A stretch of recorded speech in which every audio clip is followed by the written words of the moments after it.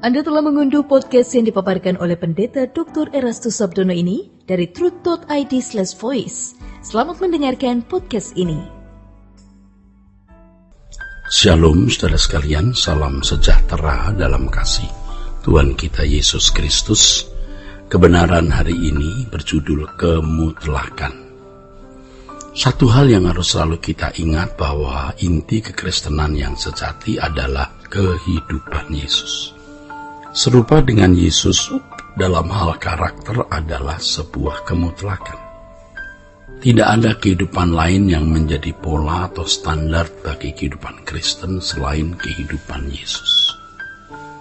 Hal ini dikemukakan dalam surat 1 Yohanes 2:6 yang berbunyi, "Barang siapa mengatakan bahwa ia ada di dalam Dia, ia wajib hidup sama seperti Kristus telah hidup." Barang siapa percaya bahwa Allah itu ada, maka konsekuensinya ia harus hidup seperti jejak yang dikehendaki oleh Allah, yakni jejak kehidupan Yesus, saudaraku. Saudaraku sekalian, para rasul dan orang percaya abad mula-mula telah membuktikan hal itu. Mereka menjadikan kehidupan Yesus sebagai jejak satu-satunya di mana mereka berkiblat. Sampai mereka disebut Kristen karena perilaku mereka seperti Yesus. Standar ini berlaku bagi semua orang Kristen. Semua orang Kristen, semua orang yang mengaku percaya Yesus sebagai Tuhan dan Juru Selamat. Bukan hanya untuk pendeta atau aktivis gereja.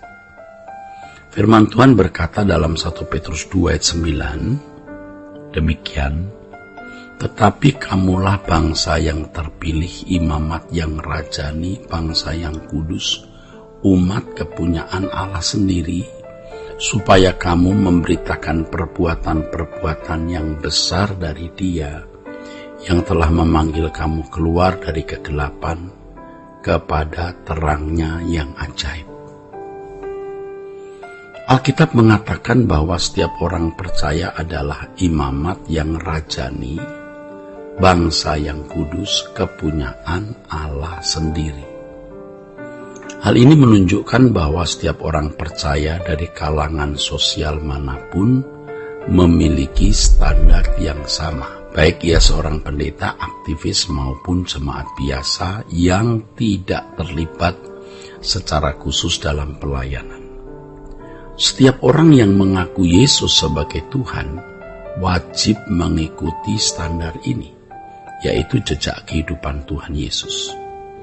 Gereja tidak boleh mengesankan bahwa pendeta atau aktivis memiliki pola hidup yang dianggap lebih tinggi dibanding jemaat. Memang tidak dapat dipungkiri bahwa pendeta dan aktivis menjadi contoh, harus menjadi contoh, sebab disorot oleh banyak mata jemaat. Akan tetapi hal ini tidak berarti bahwa jemaat boleh merasa aman dalam memiliki standar hidup yang lebih rendah. Seakan-akan jika statusnya jemaat, maka lebih dimaklumi untuk hidup duniawi dibanding pendeta atau aktivis. Saudaraku, sesungguhnya ini adalah pola pemikiran beragama yang harus kita hindari, yaitu pemisahan imam dan awam, rohaniwan dan bukan rohaniwan, harus dihindari. Standar bahwa orang Kristen harus memiliki pola pemikiran yang seperti Yesus dan semua harus memiliki standar yang sama, itu mutlak. Setiap orang Kristen memiliki perjuangan yang sama, yaitu untuk tidak terikat dengan keindahan dunia. Dan semua yang diusahakan orang percaya benar-benar hanya untuk kepentingan kerajaan Allah. Komitmennya Tuhan Yesus teruji ketika diperhadapkan iblis dengan pencobaan di padang gurun. Tuhan Yesus menolak untuk menyembah iblis, ganti dunia yang akan diberikan kepadanya. Yesus tidak melihat dunia sebagai sesuatu yang harus diraih sebagai tujuan. Sebaliknya Yesus melihat bahwa Allah Bapa adalah satu-satunya tujuan hidup yang harus diperkenan selama hidupnya. Jadi Bapa adalah satu-satunya tujuan hidup di mana dia harus menjadi berkenan di hadapan Bapa. Oleh karena itu setiap orang Kristen harus memiliki tekad untuk sempurna meninggalkan percintaan dunia dan berkemas-kemas pulang ke surga.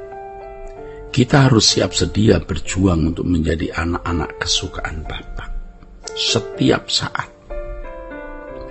Menjadi anak kesukaan Bapa harus menjadi satu-satunya agenda hidup kita.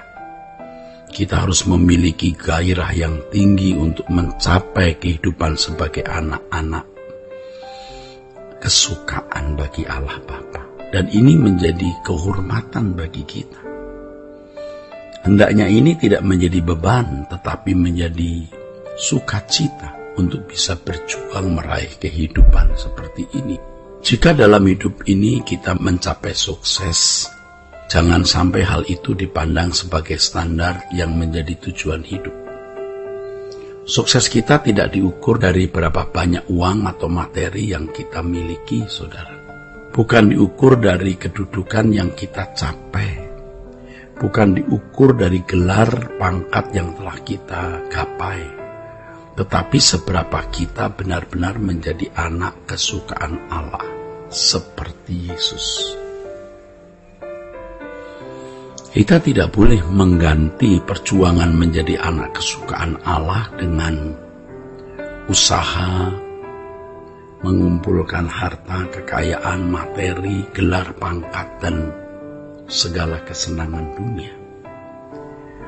Firman Tuhan mengatakan dalam Kolose 3 ayat 1-3, karena itu kalau kamu dibangkitkan bersama-sama dengan Kristus, carilah perkara yang di atas, di mana Kristus ada duduk di sebelah kanan Allah.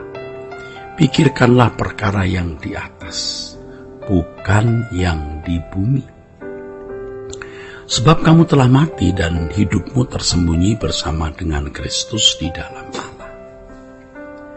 Saudaraku, kesuksesan kita adalah ketika kita berhasil mencapai jejak hidup yang dipertunjukkan oleh Yesus selama ia hidup di bumi ini.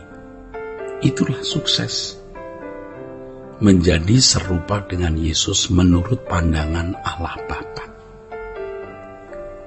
Baik itu dalam tingkah laku, belas kasih, kemurahan hati, kesucian, dan karakter lainnya yang berkenan di mata Bapa.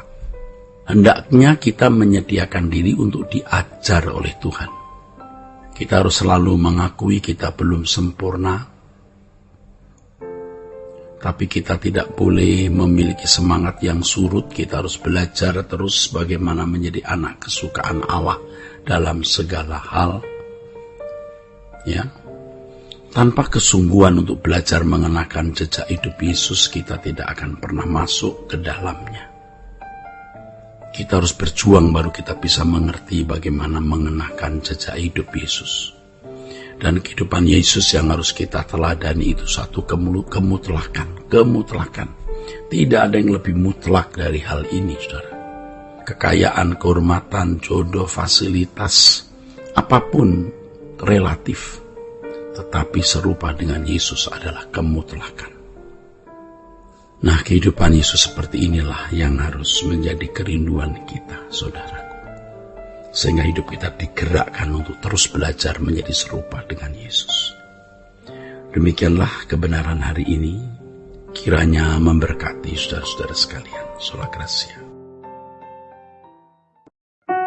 Untuk berlangganan renungan harian dalam bentuk cetak, silakan hubungi Truth Literatur di nomor telepon 0878 7870 7000. Untuk mendapatkan CD khotbah, MP3 renungan Truth, dan CD album lagu produksi Sola Gracia, Anda dapat menghubungi di hari dan jam kerja di nomor telepon 021 638 60953. Tuhan Yesus memberkati. Sola Gracia.